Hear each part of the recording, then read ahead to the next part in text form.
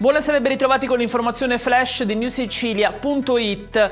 Ponte sullo Stretto, il TAR del Lazio ha bocciato i ricorsi che il comune di Villa San Giovanni, la città metropolitana di Reggio Calabria e diverse associazioni ambientaliste avevano presentato a fine dicembre 2024 contro la fattibilità. Lo ha reso noto la società Stretto di Messina. La regione siciliana punta sul rilancio dell'aeroporto Trapani Birgi con un investimento complessivo di 21 milioni nel triennio 2026-2028. L'obiettivo è quello di potenziare gli scali minori per favorire l'aumento del turismo nella Sicilia occidentale.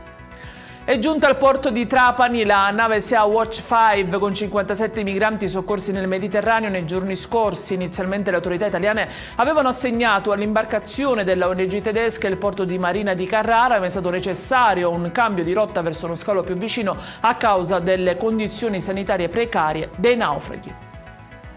Attraverso il concordato, un patteggiamento in appello a 5 anni e 10 mesi, Antonello Montante, ex leader di Confindustria Sicilia finito sotto processo con l'accusa di corruzione, eviterà il carcere. L'uomo, condannato a 14 anni in rito abbreviato, ha avuto 8 anni in appello. In chiusura il meteo, una tregua dal maltempo di questi giorni è prevista per domani. La nuvolosità resterà diffusa un po' su tutta l'isola e qualche pioggia potrebbe raggiungere le province di Messina e Catania. Un nuovo peggioramento è previsto a partire dal weekend. Ed è tutto per questa edizione. Io vi ricordo come sempre che i dettagli su queste notizie e molte altre li trovate sul nostro sito e sui nostri canali social. Grazie per averci seguito e a domani. Arrivederci.